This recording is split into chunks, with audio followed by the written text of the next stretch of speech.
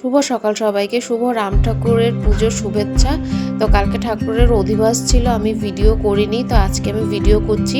আজকে সকালে আমি ঠাকুরকে বাল্যভোগ দিব, সেই জন্য গোপাল, আমার 3টে গোপাল আছে, একটা জেঠির আর 2টো আমার। তো সব গোপালগুলোকে ভালো করে চান ফান করিয়ে নিয়েছি। তো দেখুন, চান করে আমি 3টা গোপালকে ভালো করে সুন্দর করে সাজিয়ে নিব। যা যা গোপালের পরনীয়, এই যে 2 ভাইকে আমি আজকে লাল পরিয়েছি আর আরেকজনকে আমি নীল পরিয়েছি। তো দেখবেন গোপালগুলোকে দেখতে ভীষণ ভালো লাগছে দেখতে। তো পাশে দিয়ে আমার পাপা কথা বলছিল।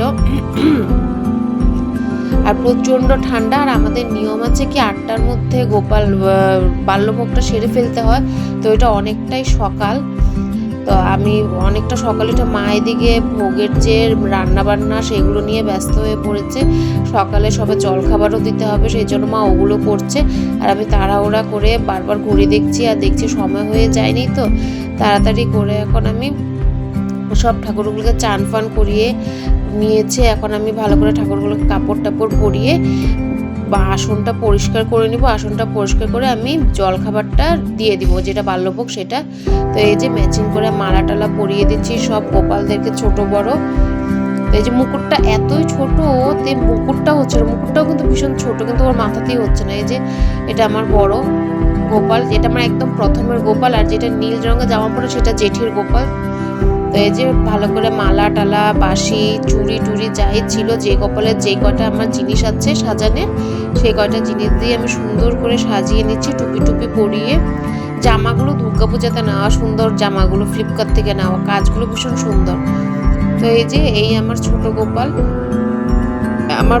তো এই গোপালগুলোকে আমি ভালো করে সাজিয়ে টাজিয়ে এখন নিচে। তো দেখুন, আপনাদেরকে ভালো করে দেখিয়ে দিই, 3টা গোপাল আমার তৈরি হয়ে গেছে, আমার আসনও পরিষ্কার করা হয়ে গেছে। এখন আমি চন্দন ঘষে নিচ্ছি, চন্দন ঘষে রাম ঠাকুরকে চন্দন দিব। তো চলুন ঘষে নিই চন্দনটা। আমার চন্দন ঘষা হয়ে গেছে, যে রাম ঠাকুরের বুকে, মাথায়, 2 পায়ে চন্দন দিতে হয়। তো যে দিয়ে নিলাম। এখন তুলসী পাতা নিয়ে ঠাকুরের বুকে আর 2 পায়ে দিয়ে দিব আমি। তো এটা রাম ঠাকুরের নিয়ম। তো এই যে দিয়ে দিলাম আমি।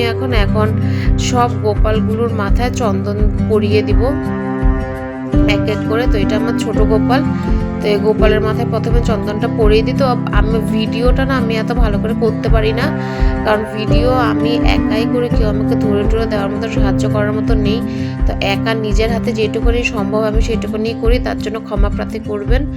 একদিন আমি ঠিকই ভালো ভিডিও আপনাদেরকে উপহার দিব। এই যেটা জেঠিদের গোপাল, ছোট্ট, এটা সবচেয়ে ছোট্ট এটা।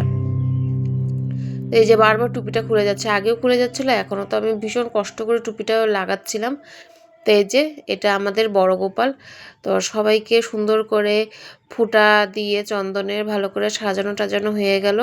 এবার ফুল দিয়ে, যেটুকুনি ফুল আছে সিংহাসনটা ভালো করে সাজিয়ে দিব।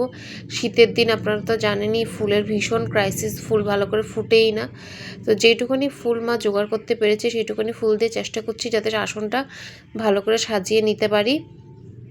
তো চলুন আপনাদের সাথে নিয়ে আমি আসনটাকে ভালো করে সাজিয়ে নিয়ে, যে ঘটের উপরে একটা ফুল দিয়ে দিলাম। এই যে দেখুন, আসনটা আমি ভালো করে সাজিয়ে নিয়েছি, যে কটা ফুল ছিল।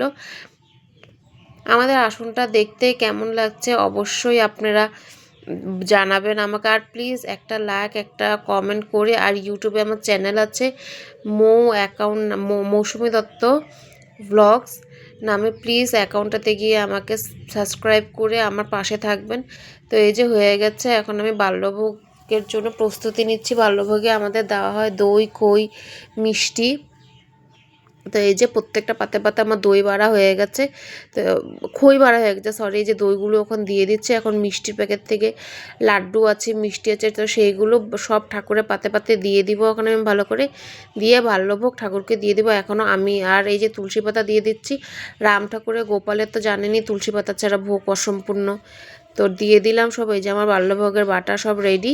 এখন আস্তে আস্তে করে সব ঠাকুরকে আমি দিয়ে দিব।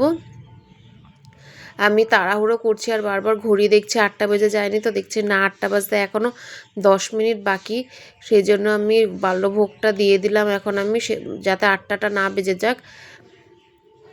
তো এই যে আস্তে আস্তে করে 3টা আমি গোপালকে দিয়ে দিলাম। তো আস্তে আস্তে 3জন গোপালের মুখে আমি ছুঁইয়ে দিব। তো 3জন গোপালকে আমার ভোগ খাওয়ানো হয়ে গেছে দেখুন। এটা আমার বাড়ির ছোট্ট গোপাল, নাকে দই লেগে গেছে আমি খাবার দিতে দিতে।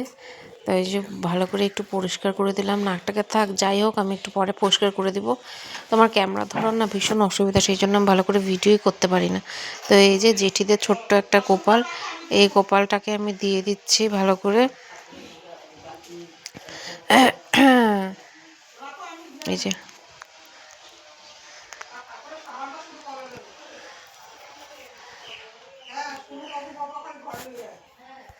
বাড়ির বড় গোপাল, ওকেও একটু খাইয়ে দেই।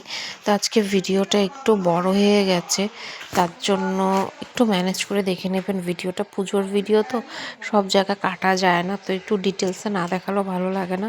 তো এই যে হয়ে গেছে, এখন ভালো করে ধূপ দিয়ে তারপর প্রদীপ দিয়ে একটু আরতি করে ঘন্টা বাজিয়ে নিই। তারপরে আমি এখন দরজাটা বন্ধ করে চলে যাব। এখন পুরো 8টা 5 হয়ে গেছে, তো আমার সময় মতো বাল্যভোগটা সেবাটা দেওয়া হয়ে গেছে, সেই জন্য খুব ভালো লাগছে। চান করেছি, ভীষণ ঠান্ডা লাগছিল বলে ধোয়া চাদরটা পরে নিয়েছিলাম আমি। আমার পুজোটা দেওয়া কমপ্লিট হয়ে গেছে। এখন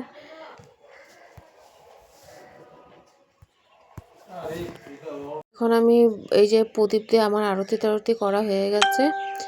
এইবার আমি বাটাটা দিয়ে এবার আমি সরে যাব, সরে গিয়ে আবার ভোগ উঠানোর সময় আপনাদের সাথে ভিডিওটা কন্টিনিউ করছি।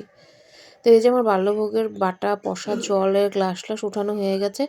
এবার আমি এগুলোকে ভালো করে হাতা দিয়ে অন্য একটা বাটিতে ট্রান্সফার করে ভালো করে মাখিয়ে নিচ্ছি।